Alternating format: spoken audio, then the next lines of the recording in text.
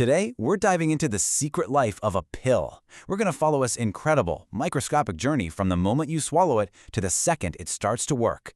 It's a whole hidden world of amazing science, and we're about to uncover it all. I mean, think about it. How does this simple headache tablet know to ignore your stomach, skip your knee, and go straight to your head?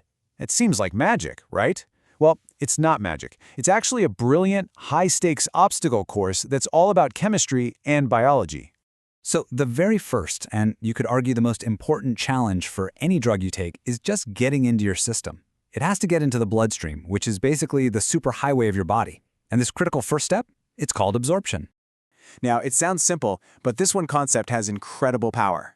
Look, if a drug can't get absorbed, it doesn't matter how brilliant it is or how potent it is, it's just going to pass right through you. It's useless. Absorption is the absolute gatekeeper. It decides who gets in and who doesn't. Okay, but wait. Before a drug can even think about being absorbed, it has to do something even more basic. It has to dissolve. Just imagine you drop a sugar cube into your tea. It has to break down and spread out before it can sweeten the whole cup.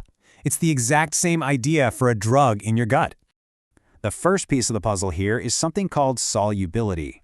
All this really tells us is, what's the maximum amount of this drug that can possibly dissolve in all the liquid in our gut?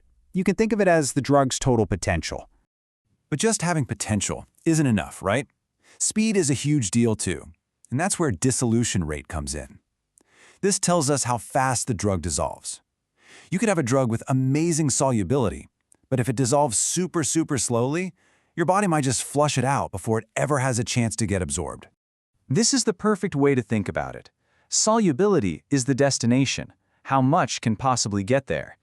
But the dissolution rate? That's the journey. It's the speed of the car that's taking you. For a drug to actually work, you need both a great destination and a fast car to get there. So here's where we hit a massive problem that scientists deal with all the time. Our bodies are mostly water, but a ton of the most effective drug molecules out there are what's called lipophilic. They're oil-loving. They hate water. They resist dissolving in it just like a drop of salad oil. So, how in the world do you solve that? Well, you call in science's clever little helpers, surfactants. These molecules are like the ultimate diplomats. They're what we call amphiphilic, which is just a fancy way of saying they have two personalities. One end, the head, absolutely loves water, but the other end, the tail, loves oil. They can bridge the gap between these two worlds that hate each other. Okay, let's walk through this because it is so cool. The surfactants just swarm the oily drug molecule. All of their oil-loving tails point inward and grab onto the drug. It's like a big group hug. At the same time, all their water-loving heads face outward, creating this perfect little protective sphere. This sphere is called a micelle, and it's basically a molecular lifeboat that can now float happily through all the water in your gut, carrying its precious drug cargo safely inside. Right, so our drug is dissolved, it's being chauffeured in its fancy micelle. But the trip is far from over. Now it comes up against the next huge barrier, the border wall of our bodies. And that wall is the cell membrane that lines our intestines. And guess what it's made of? Yep, it's oily. So to get across this border, the drug has to make a choice. This whole process is called partitioning. It has to decide, do I stay in the watery world of the gut, or do I take a leap of faith and enter the oily world of the cell membrane? Its ability to make that jump determines everything. So how do we predict what it'll do? Well, scientists basically give the drug molecule a personality test. It's called the log p-value. And this test just measures the drug's natural preference. Is it kind of shy and prefers to stay in the water? Or is it an adventurer that loves to jump into oily places? The trick is finding that perfect balance. If a drug has a low log p-value, it's too water-loving. It'll just refuse to cross that oily membrane. But if it has a super high log p, it's too oil-loving. It'll jump into the membrane so eagerly that it might just get stuck in there and never leave. So scientists have to design drugs to have a Goldilocks log p. Not too hot, not too cold, but just right. And when a drug has that perfect, just right personality, it achieves what we call permeability. That's the ultimate goal here, the ability to successfully slip across that membrane barrier and finally make it into the bloodstream. But hold on, there's another drama unfolding this whole time. From the second that drug is made to the moment it's absorbed, it is in a constant, desperate race against time. It has to survive long enough to do its job before it literally falls apart. And trust me, there are enemies everywhere. Water itself can attack it through something called hydrolysis. Oxygen in the air can cause oxidation, which is basically like chemical rust. Even light from the sun can destroy it through photodegradation. This is exactly why your medicine comes in a dark bottle and the label tells you to store it in a cool, dry place. It's a shield, protecting it from these very enemies.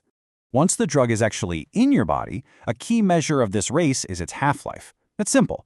This is just the time it takes for half of the drug you took to be broken down and flushed out of your system. So, a painkiller for a bad headache might have a short half-life, but a medicine for a chronic condition, you'd want that to have a much, much longer one. Now, for the medicine sitting in the bottle before you take it, we use a different ruler. It's called shelf life, or T90. This is the amount of time it takes for just 10% of the drug to break down. That means 90% of it is still active and potent. This is the gold standard for the industry. And that right there, that is the big reveal.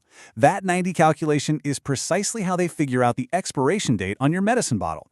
It's not just some random guess, it's a scientific promise that up until that date, at least 90% of that drug is still ready to go to work for you. So scientists take all of these ideas, solubility, permeability, stability, and they use them to build some incredibly clever ways to get drugs where they need to go. Let's look at a couple of these smart delivery systems in action. A really common one is an emulsion. By taking tiny little oil droplets that are carrying a drug and spreading them out in water, you can make a drug that can be injected safely right into the bloodstream. A lot of skin lotions are oil and water, which is why they feel light and rub in so easily. Or you can do the opposite and put tiny water droplets in oil to make thick, protective ointments. It's all about mastering that oil and water relationship. But things can get way more advanced. Meet the liposome. Okay, if a micelle is a simple little lifeboat, a liposome is a state-of-the-art, high-tech submarine. It's actually made from the same stuff as our own cell membranes, so it forms this tough little sphere that can hide a drug from your immune system, protect it from breaking down, and deliver it with incredible precision. Say, straight to a cancer cell. It is truly a masterpiece of tiny engineering. And that all brings us to one final, really exciting thought. We've gone from basically just crossing our fingers and hoping a drug gets absorbed, to be able to meticulously design and engineer its entire voyage through the human body. The amount of control we have is just staggering. So it really makes you wonder, with this kind of power, what's next? What are the huge medical challenges we're going to solve with the next generation of these tiny, brilliant travelers?